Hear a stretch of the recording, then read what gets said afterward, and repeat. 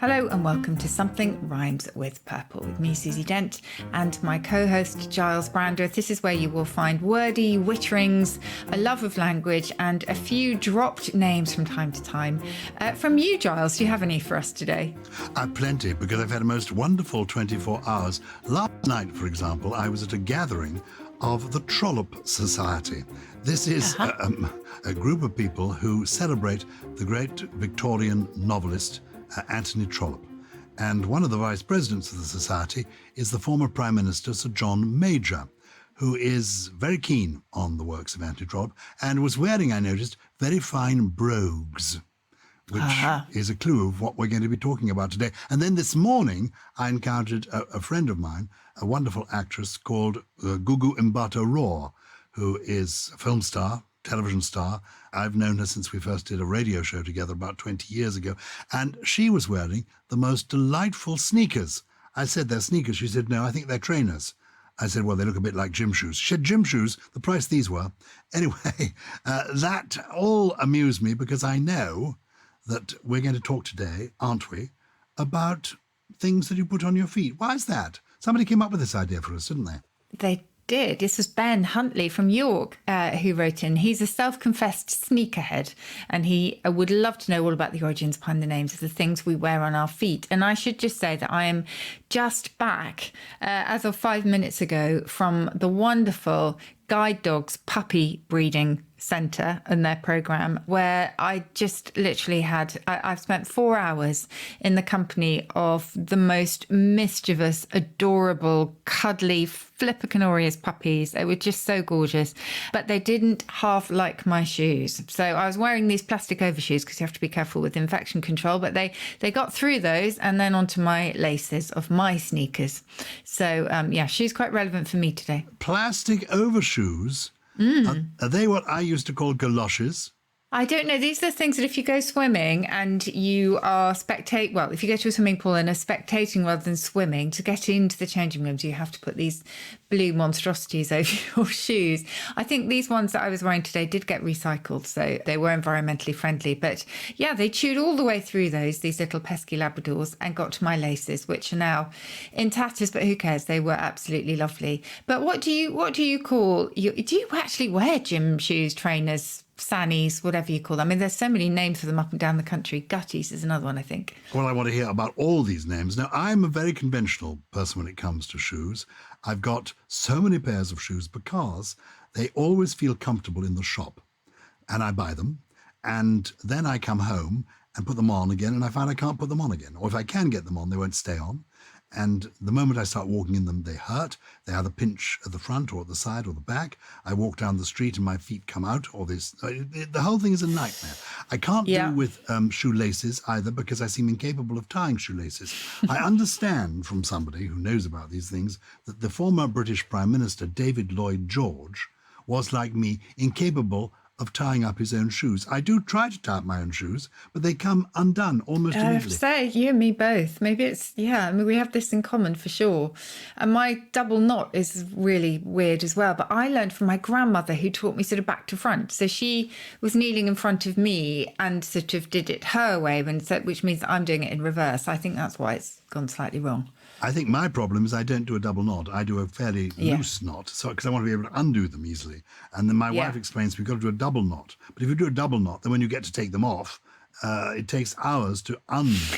So I like slip-ons. But the point is, I've got shoes of every shape and size.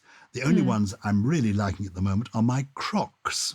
Yes, a little birdie told me that those have been on TV recently and are very smart. I know nothing about Crocs, but I did an item on the ITV This Morning programme called This Morning, where I was talking about Crocs, and they very kindly let me take a pair away with me. And these are kind of shoes made of what feels like plastic. They're quite heavy, they're quite large, they're not necessarily very beautiful, but they're quite comfortable. So I'm a secret Croc wearer. So you wear them around the house, or do you actually wear them out? I can't imagine you wearing them out. I have worn them out, but then my wife says, you're making yourself a laughingstock. She doesn't, honestly. But we're a laughingstock in the streets anyway, because we've taken my wife and I to walking in single file. This is not, I mean, apparently a lot of older people do this because they can't stand one another. They've been together for so long that they walk separately in single file. That is not the reason we are doing it. We are doing it because my wife now insists that I walk ahead of her, because a couple of years ago during lockdown, I was walking next to her and I tripped her up on a bit of tree stump and fell on top of her and broke her wrist. Anyway, so she doesn't want me anywhere near her when we're out walking. And she says one of the reasons is your shoes don't fit. Lift up your feet. Tie your shoelaces. So shoes are a big, big problem for me. I want us to get to grips with everything to do, please, with shoeing. And, well, could we start with the word shoe? Shoe is a Germanic word, so it sounds very similar in German. It's spelt differently, S-C-H-U-H, and it is a Schuh in German, and that is exactly where we took it from. So nothing mysterious about the shoes at all. But as you say, there are so many different varieties of them. And quite often our social status too has been determined by our shoes. So at some point we should talk about the various expressions to do with shoes that do actually have some bearing on how people see you. I think that'd be a good one for a bonus episode, actually. But shall I tell you why we have sneakers? Please, let's start with sneakers. Yep. Well, the idea seriously was originally that they were kind of soft-soled, what I call kind of wine gum shoes, that people would be very quiet and stealthy in them. So a sneaker was originally a person or animal that sneaks, but the current sense of soft shoes worn for sports or casual occasions is the late 19th century. So they've been around for a while, still called sneakers in the US, but over here primarily trainers. And this was a question from Ben, actually. I think he was wondering about this one. So you are telling me and Ben that the idea of the sneaker as a soft-soled shoe that you could sneak up on people in has been going around since late Victorian times? Well, yes, in the sense of shoes. I mean, obviously, they don't quite look as they would today. Well, how intriguing. I mean, I'm just picturing people like Oscar Wilde and Mark Twain in sneakers. It's just an amusing idea. One can't imagine that. But the word meaning a shoe that you sneak up on people in goes back to late 19th century. Yeah, so the first entry, and I was just looking it up in the OED, actually, because you had me doubting myself. So, yes, it's described in the OED as a soft-soled, noiseless slipper or shoe. And the first reference is 1895. And there's a lovely quote from 1900, which describes someone whose job on this earth was to put on a pair of pneumatic sneakers every morning and go out and investigate other people's affairs. In other words, this was really almost like a gumshoe, as you would say in America, you know, a private detective who would go around and sort of stealthily sneak up on people and observe what they were doing. So let's just exhaust the whole sneaker gym shoe world. Gym shoes, which when I was at school you wore for doing gymnastics, that's what they call gym shoes. We also call them plimsolls. Now, I've heard of the plimsoll line. Is this something to do with a person called Plimsoll? Yes, so Samuel Plimsoll was the MP for Derby in the 1800s, and it was thanks to his efforts that the Merchant Shipping Act of 1876 was introduced. And as for the Plimsoll line, apparently in the 1970s, Philip Lace, who was an energetic sales representative, and he was employed by the Liverpool Rubber Company, suggested the name Plimsolls for the new canvas rubber shoes. I should just say, sorry, this was written in 1975, but he did this in 1876. And these were new rubber shoes or sand shoes that were becoming really fashionable for wearing on beaches. And their rubber band reminded him of the Plimsoll line, named after Samuel Plimsoll, as I say, which marked the limit of safety to which merchant ships could be loaded. And plimsolls are watertight, apparently, as long as they're not immersed above the level of the water band. Very good. There we are. So that's the plimsoll, which is also the gym shoe, which can be the sneaker. Are there any other variations on that for this kind of sports shoe? So, yes, slang and dialect. Dialect particularly seem to like plimsolls, gym shoes, whatever you like to call them. Pumps, I think I used to call them as well, which were very different to the pumps that women wear on their feet these days. But they are often called sannies, which are sand shoes. There's also gutties. What are gutties? And I mean, I can see sand shoes making sannies. Where do gutties come from? I think gutty goes back to gutta percha. Have you heard of that? So that was a type of rubber that was imported from Malay And it was the gum of the percher tree. And because these were gummy type shoes, gym shoes, plimsolls, trainers, etc., that is what they were called, gutties, in certain parts of Britain. I'm suddenly thinking of something called an espadrille or espadrille, which is that a French word or Spanish word? They're sort of canvas shoes, aren't they, that you wear on the beach, like Sanis? Yes, they go back to a Catalan word, actually, and it ultimately goes back to the Catalan esparto, which was a tough, really wiry grass found in the Mediterranean. It was used to make the original espadrilles. Now, espadrilles I associate today with those laces that wrap around your legs. I can't quite see wearing those, Charles, but you can get male versions that don't have those laces. I'm not going to get any of this. My feet are, they're another country. We don't want to go there. Nobody wants to go near my feet.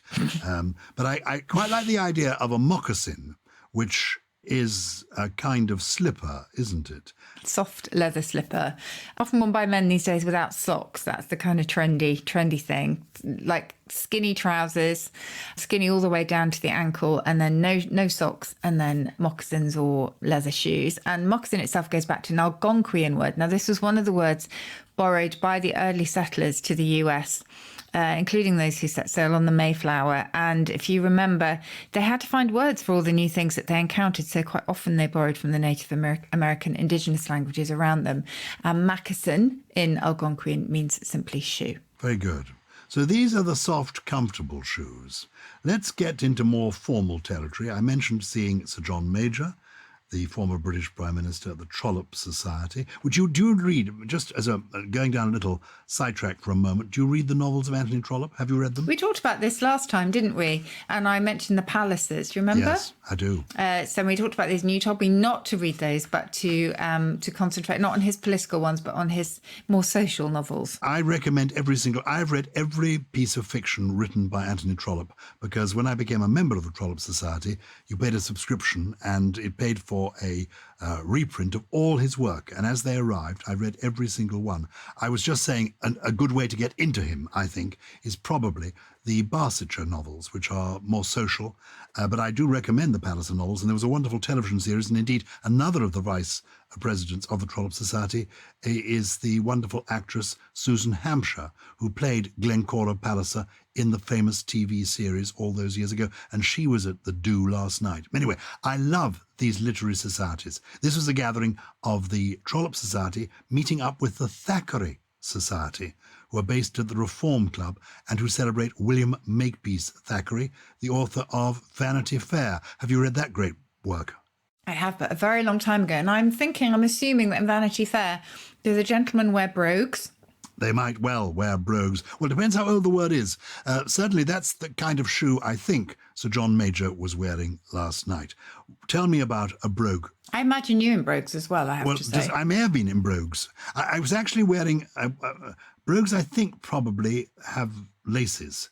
I was wearing a slip-on shoe of some kind. Oh, yes, of course, we're back to laces. Sorry, I forgot about that. But tell me about a brogue. Describe a brogue to me and tell me what the word is. And also, you can speak it, broad brogue is kind of accent, isn't it? Yeah. No, they are actually linked, because the very first meaning of a brogue was a really kind of rough kind of shoe, not particularly elegant, made of untanned hide, and worn by people who lived in the wilder parts of Ireland and the Scottish Highlands. So they were incredibly robust. And then it moved on to, this was in the 16th century, and then by the 1900s, so a little while later, it had evolved into another strong shoe for shooting and golf and fishing, etc. The sort of gentlemanly sports, if you like, and country excursions. And they have these kind of characteristic bands of sort of perforations in them. There's little holes that are quite ornamental at the top. You can get ladies' brogues as well.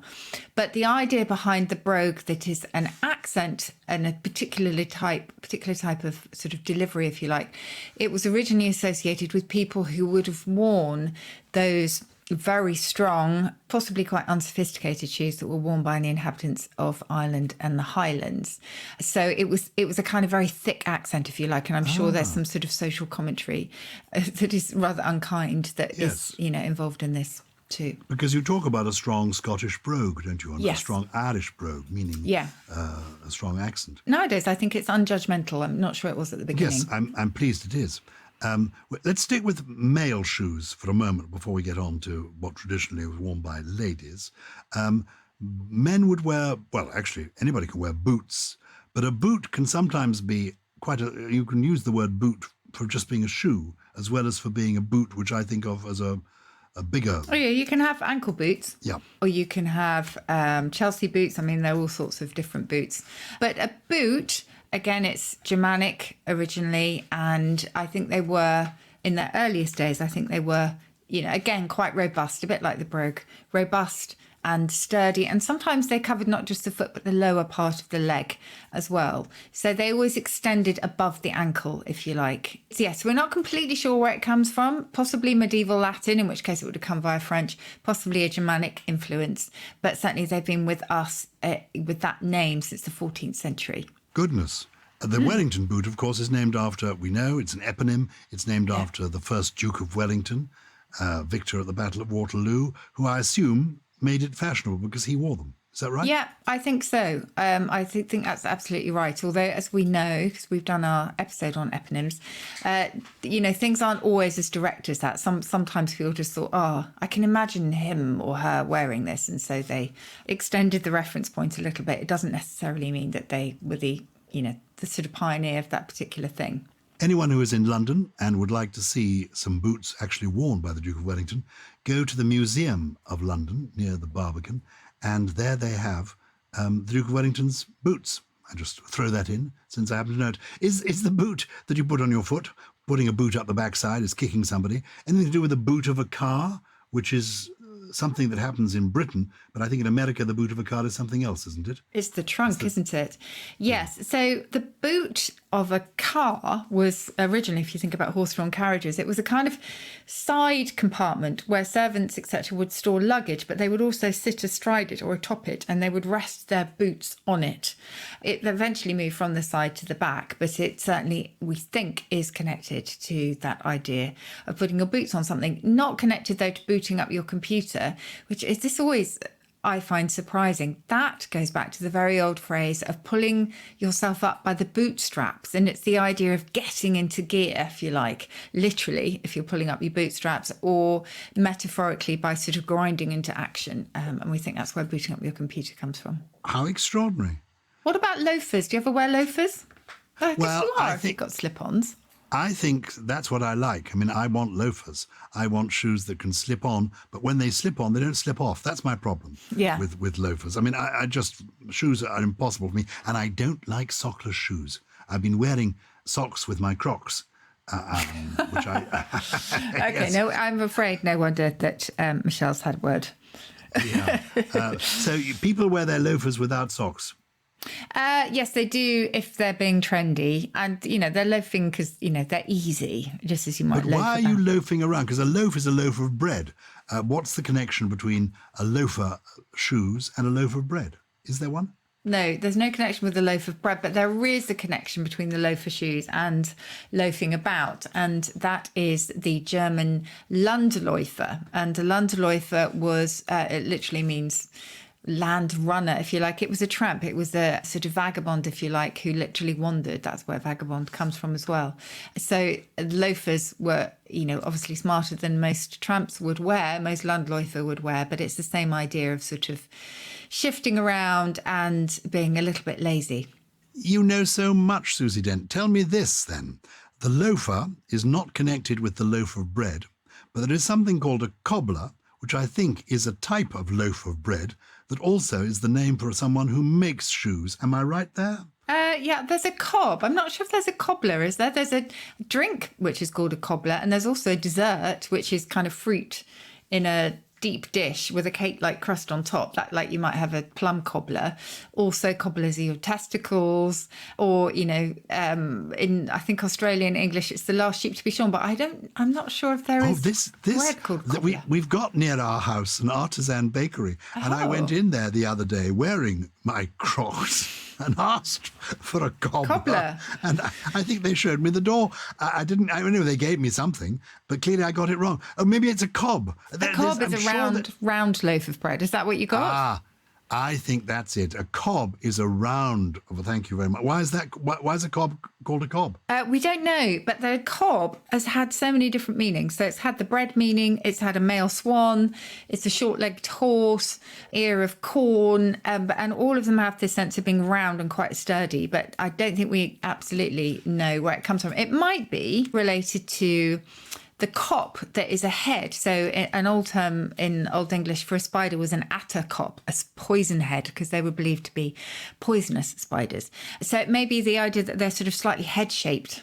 I'm Gyles Brandreth, and I have a lot of shoes that I'm going to get rid of because my idea, Susie Dent, is this. I'm going to try on all the dozens of shoes, pairs of shoes in my house. Unless they are comfortable and I'm going to wear them, I'm going to get rid of them. I don't know if you can recycle them. I don't know if people want old shoes. To a charity shop, yes. You think they might? I'm sure if they're in good shoes? Condition, definitely. I've had shoes from charity shops before and really lovely ones. Well, I'm useless when it comes to shoes, but my wife is very good with shoes. She's got a whole range of shoes, stilettos, kitten heels, Mary Janes. Tell me about some of the ladies' shoes and why they're so you call them lady shoes? Okay, so I'm going to start with the kitten heel.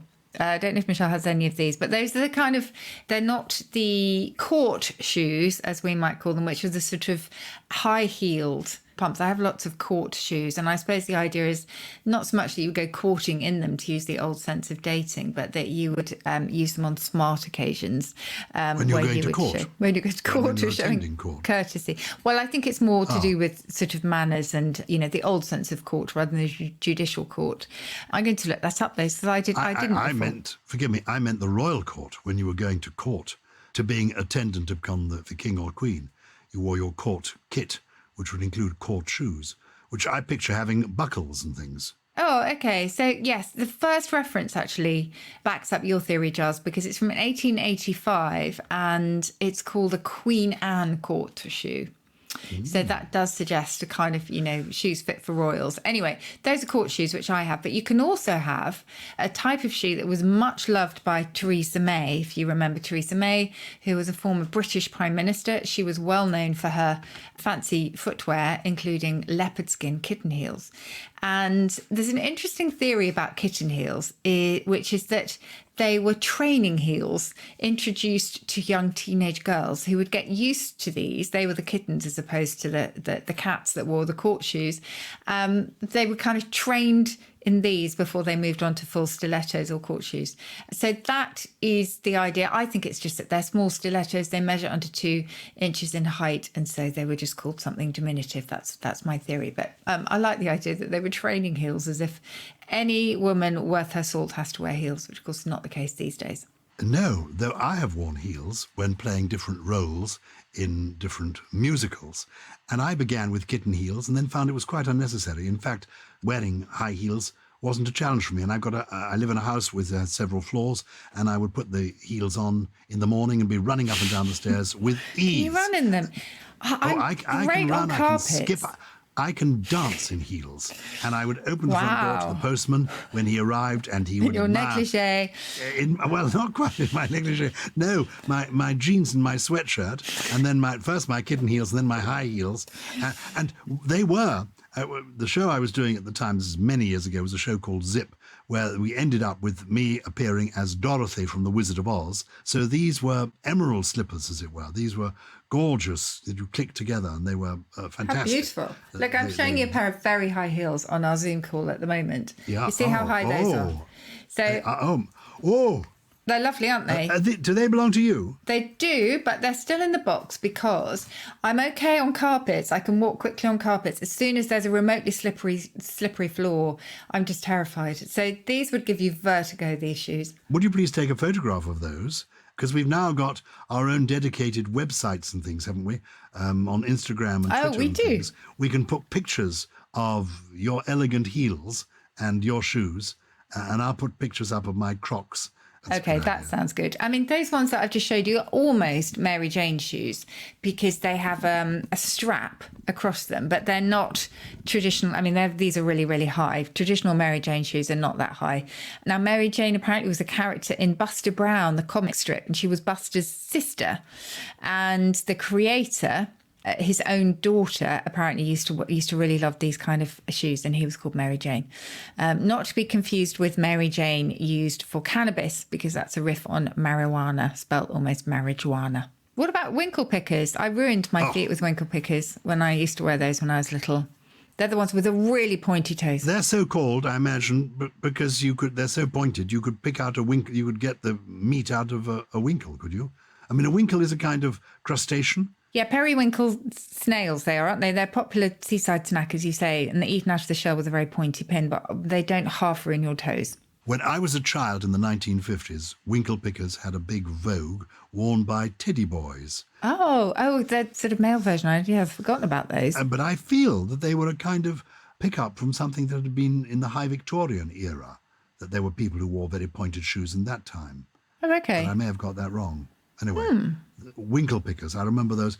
Did we actually talk about pumps and why they're so called? Yeah, this was a shoe without a heel, worn by men as well, and servants of the court. And it comes to us from the French, but no one quite knows why they're called pump, because, obviously it's nothing to do with pumping water or anything worn by firefighters or anything to do with that. So no one quite knows. They think it might be. I'm looking down here. Yeah, it says unknown. I mean, I'm trying to find some plausible etymology, but I can't. It is also described, as I say, as a man's slip-on patent leather shoe. Do you have patent leather? I used to dread patent leather. It brings back so many horrible memories for me, because my first trips to shoe shops were to buy those patent leather party shoes that all little girls had to wear, and I absolutely hated them. Patent leather is that very shiny leather, isn't it? Yeah. There are patent leather men's shoes that you were supposed to wear with black tie when you wear a dinner suit. They're sort of glossy leather. Why is it called patent? Did somebody patent it once upon a time? Yeah, exactly. The process of making it was recognised by the Patent Office, or the Patent Office, we should say. So that's the Patent Office, and they gave us the patent shoes. Why do we say the Patent Office and we have patent shoes? Is there a reason for that? Yeah, I think it's just so that we can distinguish, which I just failed to do. But it does make it easier when you describe them, just in case someone might be confused as to which one you're referring to. We also didn't talk about Crocs themselves and why they're called Crocs. You probably know this if you're looking down at yours. Well, tell me, why are they called Crocs? Something to do with crocodiles? Crocodile skins? Oh, that's the idea, is it? Yes. And with mine came with little widgets in them called it-bits or something, where you poke through the holes, you add little sort of symbols of different kinds. Yes. I can't wait to see these. Well, the idea is that, yes, they sort of look like the amphibious skin of the crocodile, and you can wear them in land or in water. They are incredibly useful in water, it has to be said. We also haven't talked about sandals. Now, Gyles, you just mentioned that you wear socks with your Crocs, which makes me shudder a little bit. Please, please, please don't tell me you wear sandals, and if you do, that you don't wear socks with them. Well, I don't if I'm somewhere warm. If I'm, on the beach at Broadstairs, I will have naked feet. But I'm very bad with my feet. I want socks. But the socks I wear are a disaster. I don't know if we can do a whole episode on socks. But hang on, mate. Do you actually wear sandals with socks? I have done in my time. Oh, no.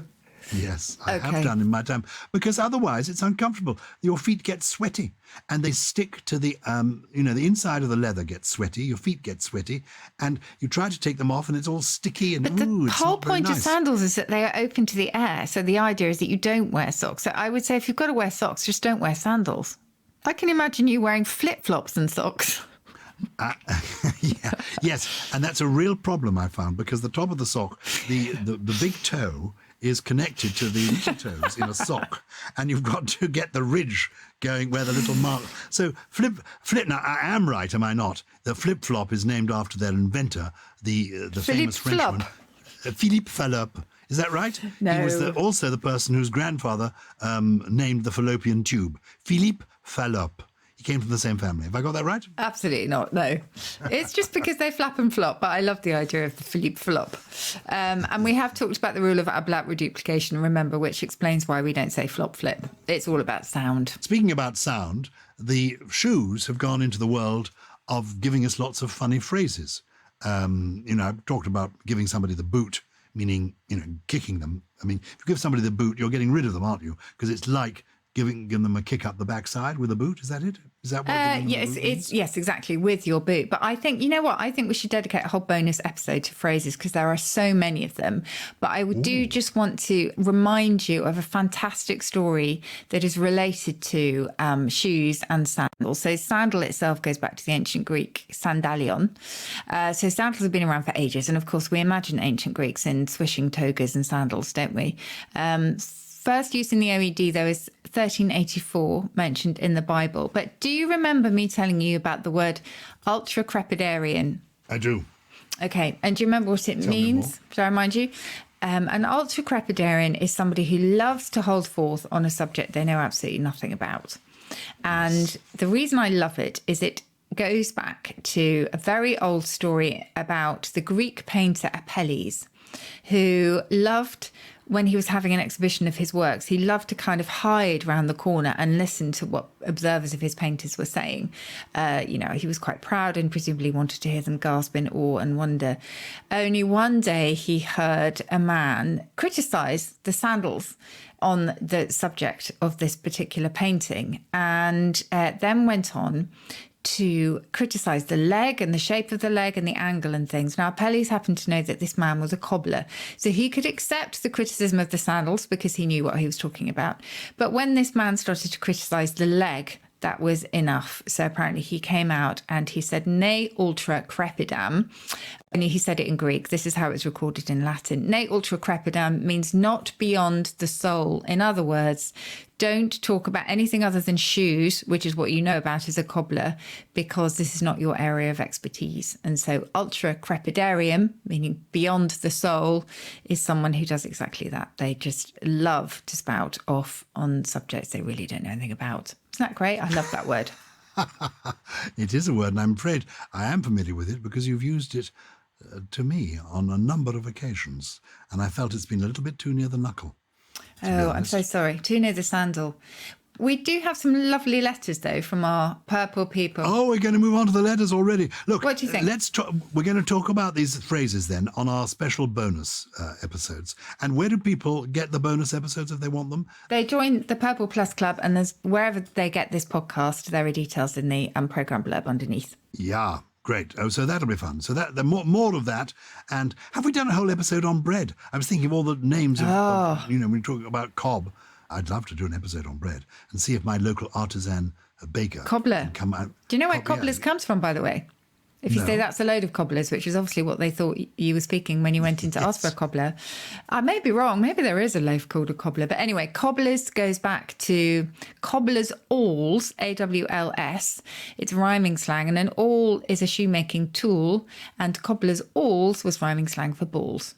So you're speaking a load of bollocks, essentially. Well, the reason that we're talking about shoes is because somebody got in touch with us. It was Ben Huntley from York. And one of the things that he was asking about is why we call a fan of something a something head, like sneakerhead, petrol head, etc. That was his other question. So as we have now got to where people are getting in touch and asking their questions, have you got an answer to that for him? Yeah, it's really used to designate a person who has the mind or head of the kind specified by the first element. So it's all about, where their head is, if they're fairly obsessive about it. But it was actually first recorded in lots of insults as blockhead, hardhead, hothead. Hothead, actually, you'll find in the OED as a surname. I love that. There was a Richard Hothead who probably had quite a fiery temper. Thickhead. And then we get on to the kind of hobby type things, such as petrolhead and sneakerhead, which is what Ben calls himself. If people want to get in touch with us, it's very simple. You just email us. It's purple@somethingelse.com, and something is spelt without a G. Here is correspondence from... lots of people. I think, from multiple people, if you're looking at the same one as me, which was about the word biennial. Oh, how amusing. I saw the word multiple and I thought, oh, what is the person's first name, surname? Or maybe it's an act called multiple, a group. Multiple have been in touch, like the Spice Girls have communicated. Oh, speaking of the Spice Girls, I went to see, if I told you about this, ABBA. The holograms. Yeah, it's supposed to be amazing. The avatars, can I tell you, it's amazing. Yeah, I've heard. The joy for us, Susie, is our podcast need never age or die. No. Should we become holograms? We can become, I don't think they're quite holograms. Are they not? I thought they were. Okay. I think they call themselves avatars. It's beyond belief. You actually think they are there. You think you can walk around them. It's not like something on a screen that it's phenomenal. I have to tell you, but that's by the by. So multiple have been in touch about biennial. Tell us about this. Well, it's because in our recent episode on art, I was talking about how the first exhibition I saw really was at the Venice Biennale. And we have had a lot of people say a biannual event can confusingly mean both occurring twice a year and occurring every other year. And I think we mentioned at the time that it is slightly hazy.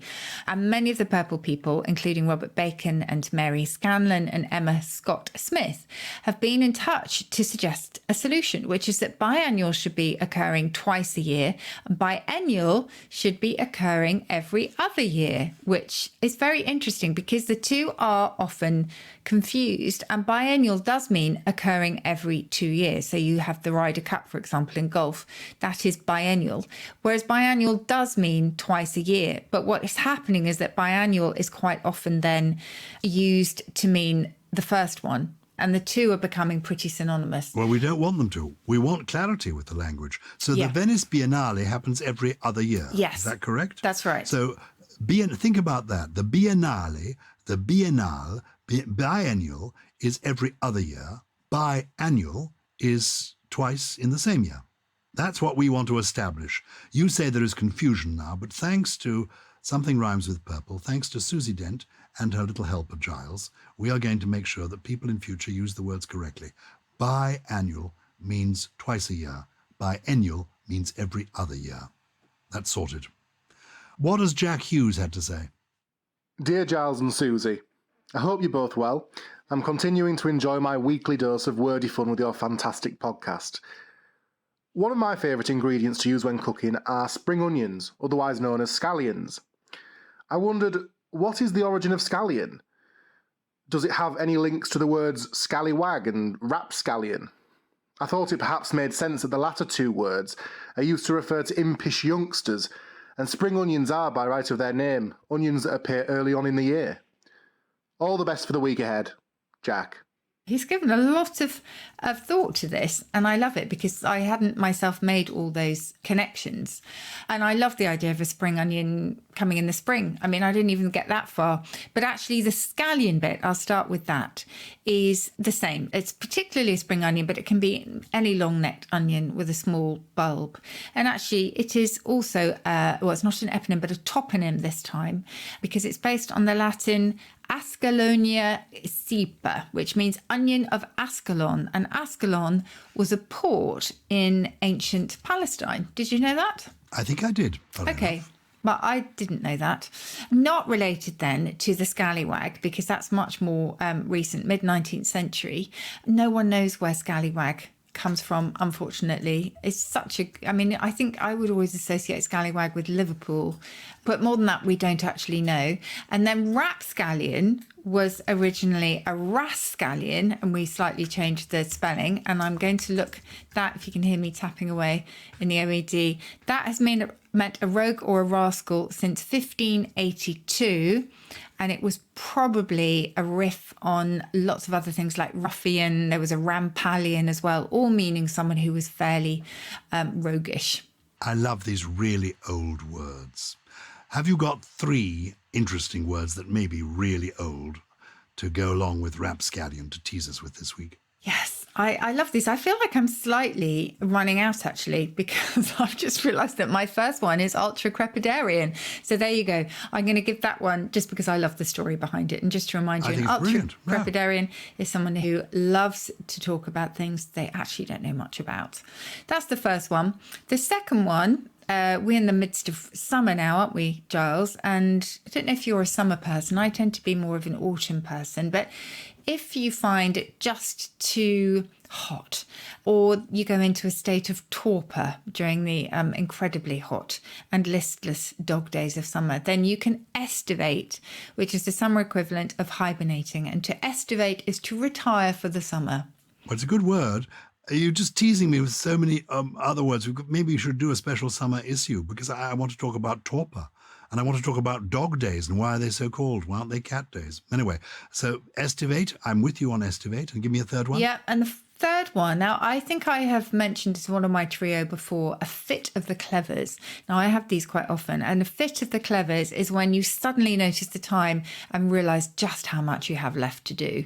And when you suddenly burst into a sort of scurry of activity, that's a fit of the clevers. And in French, it's known rather more elegantly, and it came into English as such, as a charrette. So a charrette is a sudden burst of activity in order to get things done, and it's spelled CHARETTE. Charrette, charrette, a charrette. Yes, Very in good. English probably we would say charrette. A charrette, a charrette. Yes. Well, speaking of sudden bursts of activity, we shall be bursting into action later in the year. Well, quite soon now, because we're taking Something Rhymes with Purple back on stage. We are. At the end of September. And we're doing, every show is quite different. And we want to meet as many Purple people as possibly can come along. So we're starting a monthly residency at the Fortune Theatre in London, England, on September the 25th. And there's a special homecoming gig for Susie in Oxford, at the Oxford Playhouse, on the 9th of October. So if you want tickets, info, go to somethingrhymeswithpurple.com. That's all one word, Something Rhymes with Purple, then .com, or follow us on social media at Something Rhymes on Twitter and Facebook, or at Something Rhymes With on Instagram to find out more, which is exciting, isn't it? It is exciting. At one of our live shows, I realised, we got to the part of the show when I do a poem, that I didn't have a poem with me. So I had to do one from my head. And the one I did is the one I'm going to do again right now, because it's a poem called Galoshes. And I've got the words in front of me now, so we get it right, because it's the only poem I can think of that is entirely devoted to shoes. You know what galoshes are, don't you? Yes, I do. I've never had a pair. But Well, they're I do know kind of what you mean. overshoes. Yes. And they were very popular once upon a time. And this poem is called Galoshes. It's by Paul Jennings, who I was lucky enough to know. I am having a rapprochement with galoshes, and some would say this heralds middle age. Yes, sneering they would say, does he also wear pince-nez? Old Josses wore galoshes when women's hats were cloches. Ha! Woolen combinations are this dodderer's next stage. Well, let the people snigger just because my feet look bigger. For colossal in galoshes, they are dry among the sploshes. A story that won't wash is this story that galoshes so snug at slushy crossings make a man a sloppy figure. Oh, crossly and still crosslier. I've bought shoes even costlier, which still quite new, let water through before I've crossed the street. There's nothing manly, I repeat, in always having cold, wet feet. Galoshlessness is foolishness when sharply slants the sleet, and I utterly refuse the expression overshoes. To make galoshes posher, I would scorn this feeble ruse. The word galosh is not strong, not weak. It comes from kalopus, the Greek, for cobbler's last, and thus is classed with hero times antique. Come, muse, through slush and sleet dry-footed with me trip so, that I may praise galoshes in a kalopus calypso. Oh, when swishing buses splash and the rush-hour masses clash, when it's marshy as molasses, how galoshes cut a dash. It makes me quite impassioned when they're dubbed unsmart, old-fashioned, for such by gosh the bosh is that's talked about galoshes. Some, since the very finest leather is outsmarted altogether by the classy, glossy polish of galoshes in such weather. That's not the whole poem. I don't think I can give you the whole poem. If you want the rest of the poem, I'm going to try to learn it to perform at the Fortune Theatre. But it's a bit of a tongue twister, isn't it? It is. Yeah. I'm very entertaining with it. Well, I hope you loved that as much as me. And if you loved the show, please continue to follow us on Apple Podcasts, Spotify, Stitcher, Amazon Music, wherever you get your podcasts. And do please recommend us to friends and family. And we're on social media now as well, aren't we, Gyles? Not just us, but the pod too, as you mentioned.